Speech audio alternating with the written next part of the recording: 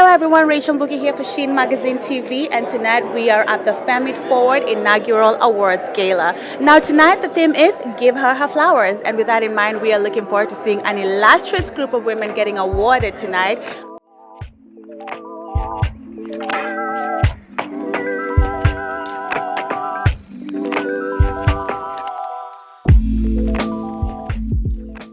What up, you guys? It's your girl 7 Streeter, and you're checking out Sheen Magazine. Now, I don't need to introduce this gorgeous lady next to me, but hello, 7 Streeter. How are you? Oh, beautiful. I'm amazing. How are you? I am amazing, and let me tell you something, guys. She is even more gorgeous in person, as if that was possible. How are you tonight? Like, again. I'm happy. I'm around a bunch of bum-ass women, and I could not, it couldn't get any better than this. So I'm in good company tonight. I love it, and I love that it's a night about, giving her flowers, especially us, you know what I mean? I feel like we don't get them enough. Now, I have a question for you. So at this year's Revolt Summit, I read an interview that you'd done, and you had said something that stuck with me. You said, no matter what, don't let anyone stop you from creating. Yeah. Remember when you said that? Yeah, and I mean that. I mean, we're standing in a room full of creatives, you know what I mean? Singers, writers, actors, activists, all types of creatives. I just said, earlier, it's so important to, not keep those things inside, Right. You got to empty your tank, your creative tank. So whether you're writing in a journal or you're writing on a vision board or, whatever it is, we got to let it out. And it's a powerful thing. It really is. Okay, so I'm going to go a little deep here, maybe too deep that I'm supposed to on a red carpet, but like in the industry, especially for us black women, we deal with a lot, right? Yes. And say colorism is one of those things, right? Where we're not always appreciated. So when you say don't stop creating, for all the beautiful melanated queens out there that we know are so talented that might not be getting that opportunity at the forefront right now, what would you tell them to do as far as continuing to create that art? I would just say, because I've lived it, there won't always be times where you feel like you have an outlet, you know what I mean? But you are the creative and you create your outlet. That's why I say find the thing that helps you express yourself. Right. If you like to paint, if you like to sing, if you like to, just try your hand at all of those things. But whatever you do, don't allow your circumstances or, your geographical location to stop you from being a creative. I come from the smallest town ever in life. I'm from Haines City, Florida. Whoop whoop. Shout out to Haines City. But even when I was in a small town, nothing stopped me from creating. Absolutely. And nothing ever will. Hey there, this is Melanie Fiona, and you are checking me out right here on Sheen Magazine TV. Next to the beautiful, super, uber talented Melanie Fiona. How are you? I'm well, how are you? It is so good meeting you. I'm personally a huge fan. I mean, your talent is just crazy. And also, you are the mom too. She's not even a toddler yet, is she? No, she's 10 months. I have 2 kids, 6 and 10 months. Right. Yeah, and I got a night out. You did, and I saw Dad somewhere here. Yeah, right? my husband's here. We're presenting tonight for Black Love. Here we are. Love that. Speaking of Black Love, I saw somewhere that you had said something like women need to learn themselves before they start dating. Yeah. Tell us a little bit about that. What brought you to that conclusion, especially since we're talking about Black Love? Yeah, I think it's a journey. I think a journey through anything is important to get in touch with self. Unfortunately, we don't really get the liberty sometimes to learn ourselves before we date. We have to learn ourselves as we date. Absolutely. But I think it's really important that you're doing the work even while you're in the experiences, because you really have to get in touch with what you want, what you don't want, how to set boundaries, how to add more self-love to yourself. Absolutely. And I feel like when you feel complete as a woman, you can then show up as your best self for your partner. And you can't give what you don't have. So I just am a big proponent. I'm a big supporter of knowing yourself before you get to know someone else really and dive into who they are. I love it, and I totally agree. Now, it does seem like you took a little bit of a break from the music industry, and now that you've had the babies and you still look banging, we want new music. When are we getting it? You got it. I mean, I think Santa Claus is going to bring something, maybe. Santa Claus might bring some music for us, so look out for that in the new year. I love that. No, before I let you go, I have to ask you. Now, listen, obviously you're Canadian, and you know Drake, and the new album, and he was like being a little wow with some of the ladies. What do you think about his little exploits lately and having something to say about all those pretty black women? Well, I think unless you're uplifting black women, don't say anything at all. But if you have a question, you should just ask him. Thank you. You know what? I feel like we are all feeling that. Thank you so much for clarifying that. So make sure that you listen to that, Drake. Listen, Melanie, it's been such an honor seeing you. We look forward to you. Is it going to be a Christmas album? Oh, no, it's not a Christmas album. Right. It's not a Christmas album, but it will be a Christmas gift. We will receive it, whatever it will be. Thank you so much. It's an honor meeting you. Hi guys, it's your girl Brooke Valentine, and you are tuned in to Sheen Magazine. All right, so I am here with the stunning Brooke Valentine. How are you, darling? Hi, I'm great. You look amazing. I look amazing. Have you seen you? Thank you. I didn't eat today.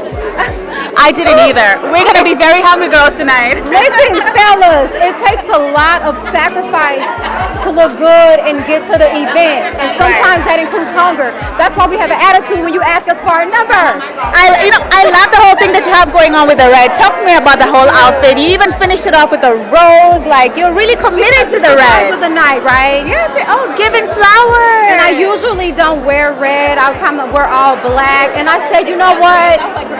I love sunflowers and I love roses. So it was either yellow or red. I chose red. No, you look absolutely stunning. Now, Brooke, I have actually been a fan of yours since forever. I feel like we grew up together. You know, You're some of my age, girl. No, I don't. See, if I tell your age, I'll be telling mine too. But look at us. We look good. You're 40? 40. Go where? 40 last month.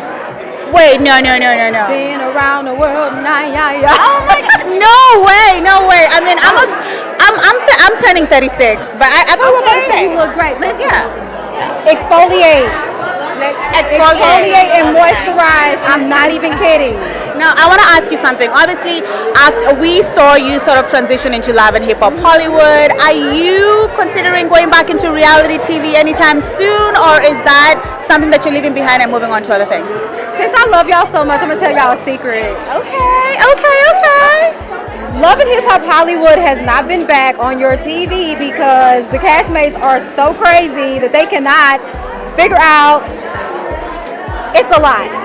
They want so much money that they can't agree contractually. They fight so much that they can't put people together so they can shoot. It's Love and Hip Hop Hollywood is actually a mess. They've been trying to bring us back since the last season, and it's not happening. Okay, that's the tea. We got to hear first. So are you telling me that the production is just as crazy as the cast? Production itself is trying. They're doing their job. It's the castmates. But I've seen some of them. If you love them and you want them back on TV, start a group on Instagram and tell them to get it together. But why are we seeing some of them in Love and Hip Hop Miami, in Love and Hip Hop Atlanta, New York? Why are they going everywhere else? Migrating. Because that's the ones that is like, hey, I'm gonna work, I'm gonna move to do it, I'm gonna go to Atlanta, I'm gonna go wherever.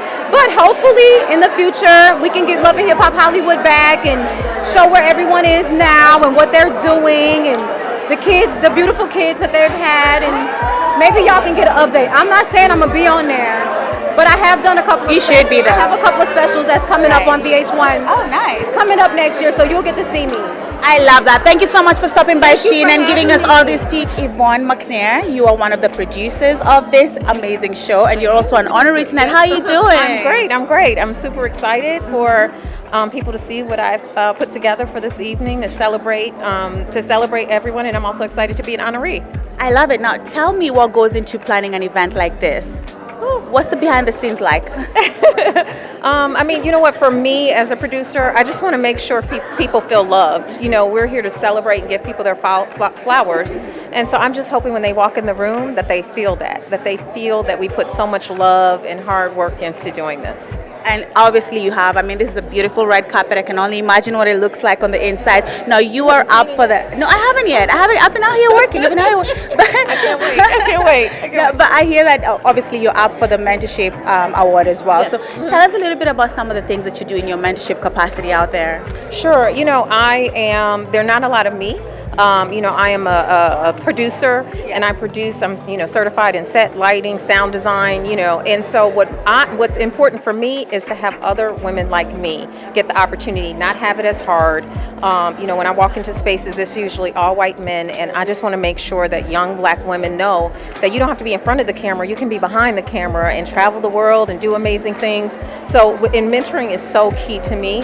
And you know, and I'm just excited. You know, some of my mentees are here working with me tonight, and so I'm just so excited to be a part of this program.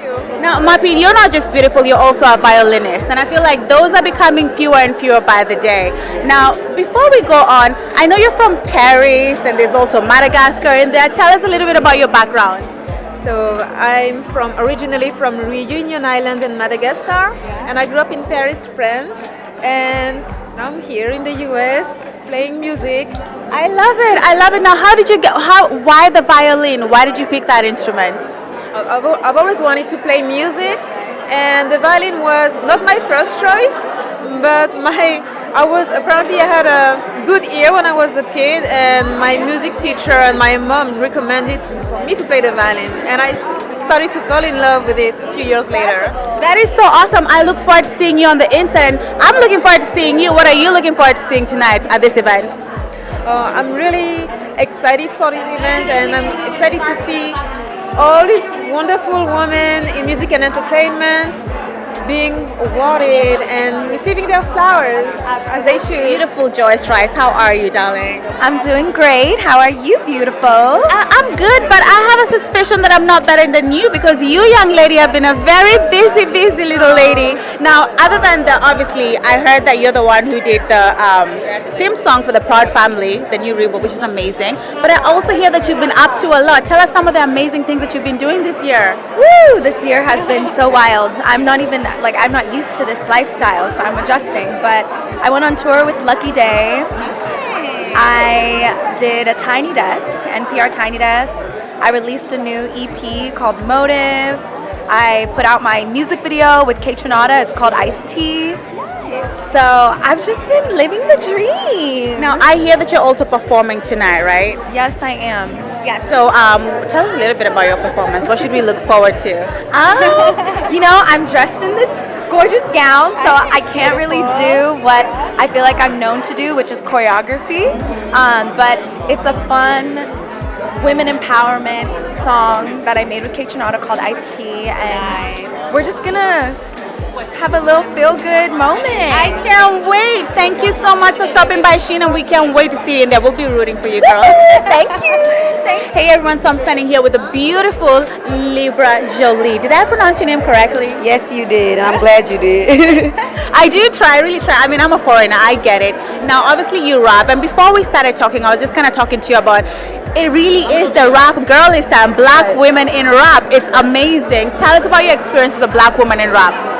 I feel like it's, very inspiring. I feel like we are needed in this world, and just to be doing something positive and spreading love or spreading feelings and emotion through our music to all over the world as a black woman is just like the biggest accomplishment somebody can have. It's Sierra Brooks. Now, Hi, I'm so honored to be here tonight. Shout out to Heather Lowry. Give her her flowers. Like, this is such an amazing night tonight. Now, Miss Sierra Brooks, people looking at you right now are thinking, wait, is she a singer? Is she an actor? But no, you're actually a talent manager. Yes. I bet you didn't know that talent managers look this good now, did you?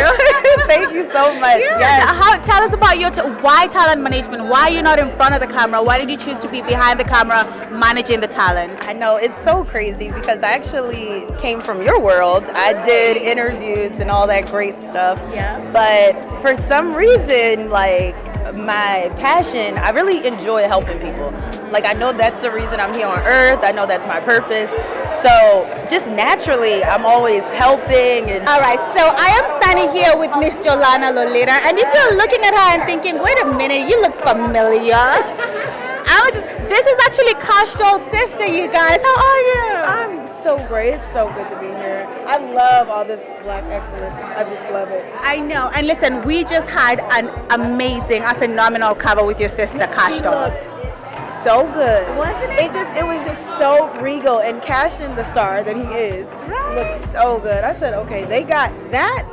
They got that right. So she's happy with it, right? We did good. She loved it. She loved it. It looked so good. Listen, everybody loved that. It was such a nice concept. And I know that you just did Nicki Minaj's video, the latest one. Nicki Minaj and Young Blue, Loving the Way, which was beautiful. It was so black and so rich. And I just loved it. I got to play the queen. So that was a good time, and I'm excited for all that's taking place. I really want to see what happens here with all the honorees. Right. So I'm like, okay, so maybe next year I'll be like, hey y'all. So we have come to the end of the red carpet, and now we're going to be taking it on inside and seeing all the awardees getting their honors and their awards tonight. It's been a great red carpet. So many great conversations had, and as you know, Sheen is always here to be on the scene and keep you covered.